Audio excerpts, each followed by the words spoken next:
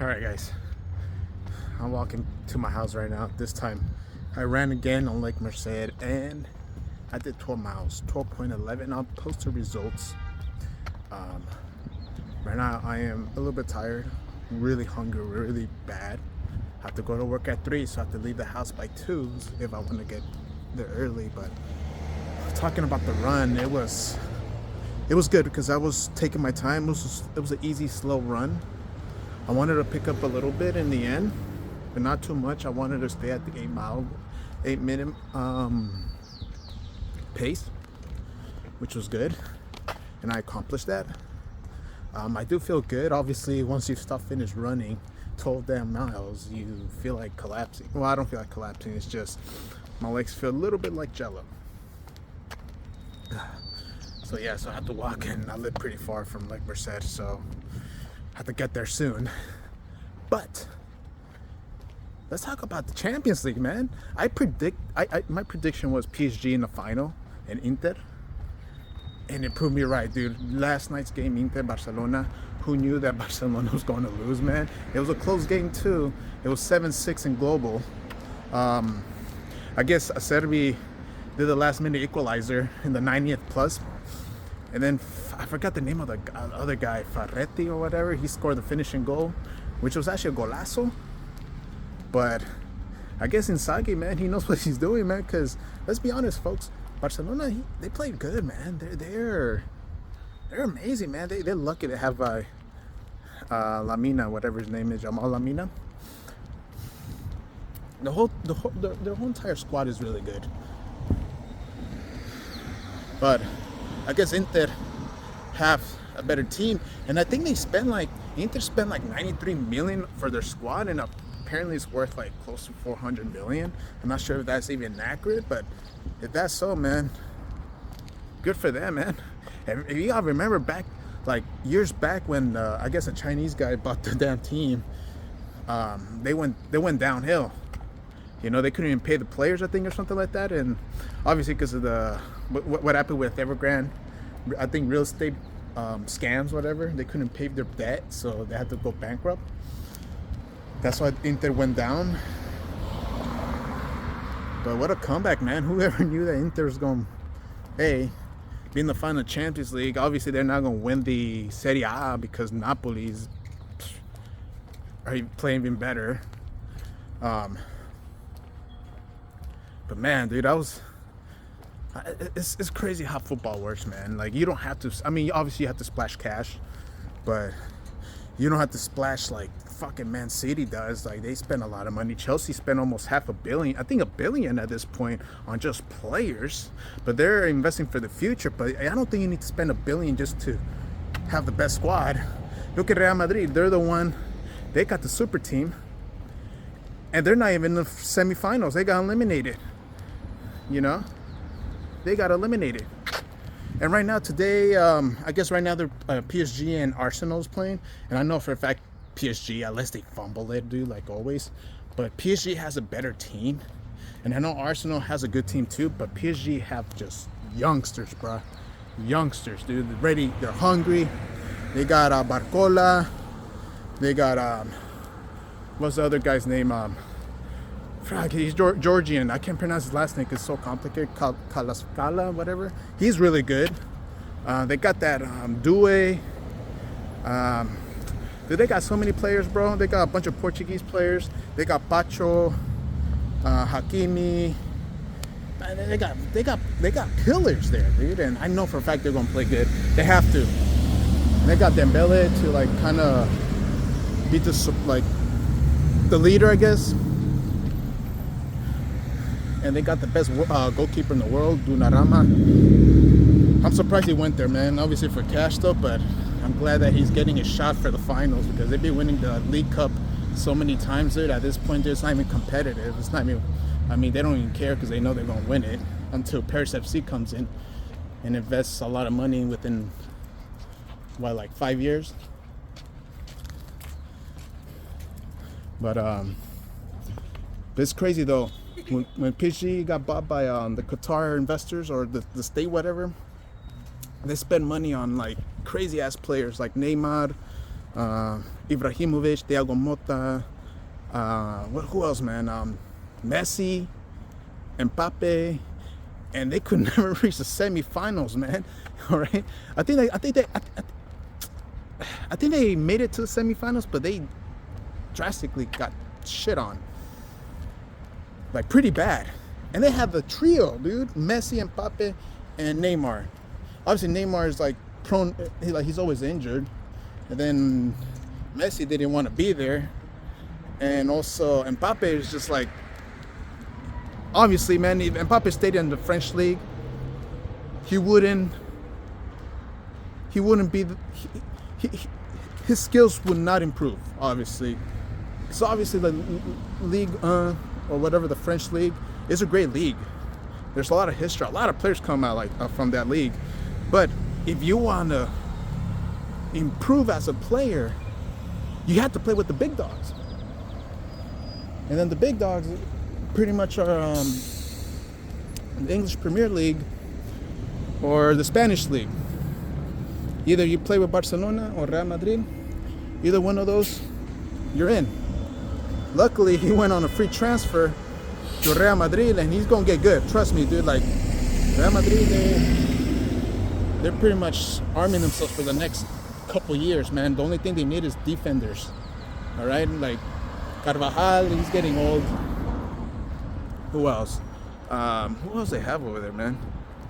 Carvajal, I think Militao. I mean, he's always in. Like, there's always injured, so that's why they brought in David Alaba. But the problem with that guy, he gets injured too. And then they wanted to bring David from Bayern Munich, the Canadian guy, but he got an ACL because of the freaking the Gold Cup or whatever. Oh no, not the Gold Cup, the UEFA Master League, whatever. So he's screwed. But I'm expecting him to go to Real Madrid because they need him. I know Real Madrid just signed. I think they signed Trent Alexander from Liverpool on a free transfer, dude. Like Real Madrid is getting like good deals, man. Like free transfers all day, man. But they go be the next super. That's a super team, man. If they don't in the next couple of years, if they don't win the treble or they win everything from the domestic and international, they're done. They're shit. All right. All that investment for nothing, dude. Obviously, Man City's gonna go downhill. Liverpool, I feel like they're getting stronger and stronger, man. I don't know, man. It's crazy how football changed. It is crazy. Almost there to my house, man. It's like, let me see. 12:41. My left arm is dying, so I have to use my right to vlog. I need a tripod when I run, but yeah. And then my Newcastle, I'm telling y'all, 3 years and we'll win the Champions League and the Premier League. Trust me. You got state money. Actually, I'm surprised. I'm surprised how the results came with Newcastle this season.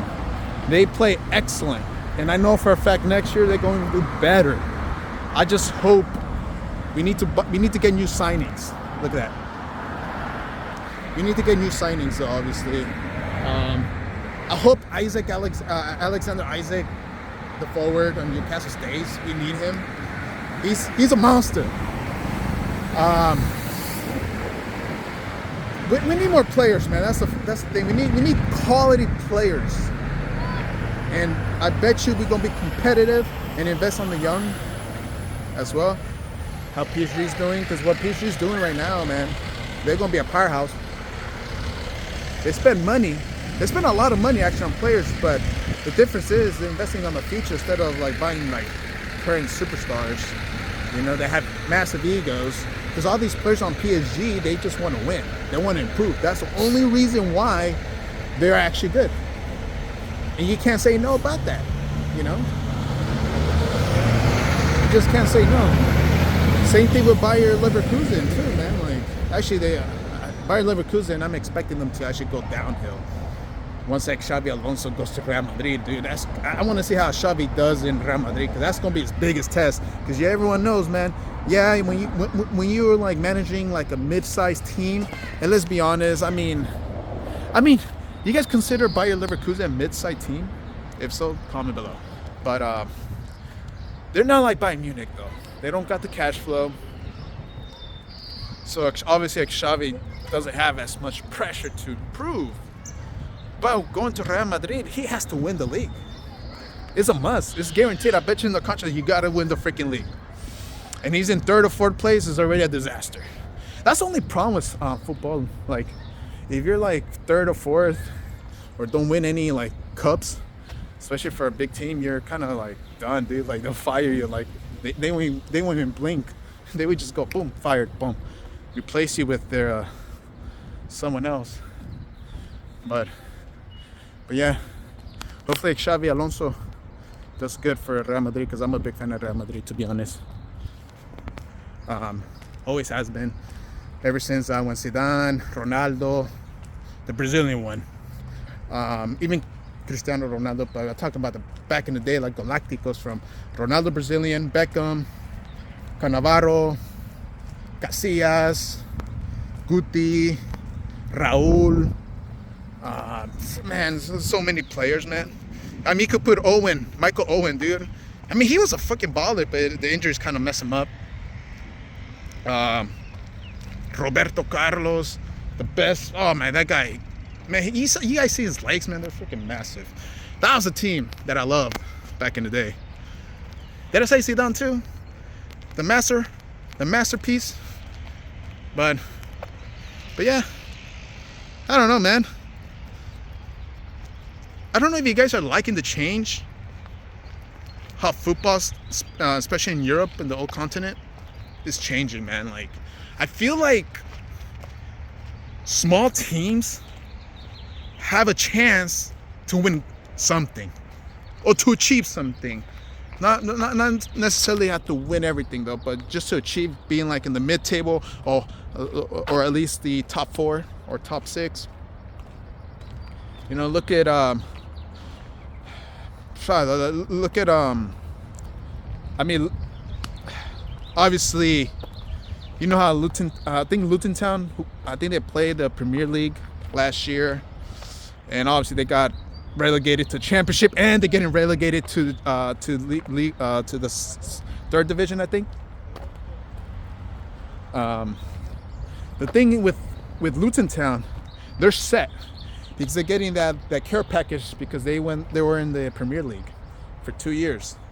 So what they're gonna do, obviously, the only reason why they got relegated, because they want to, obviously they're investing to build a new stadium, because they really need a new stadium. They're desperate for a stadium, because the thing is, if you own a soccer team or a football team and you don't have a stadium, you ain't gonna make money. You ain't gonna survive.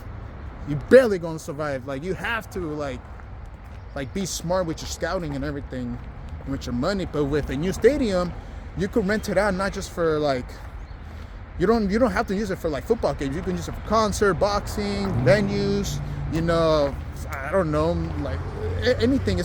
The possibilities are endless. You could build restaurants inside of them. People could go in there and have a drink or eat.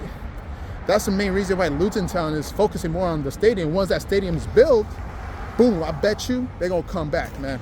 I got a good feeling, but they're set. They're getting money. They're getting their care package from the TV sponsorships and everything from the league.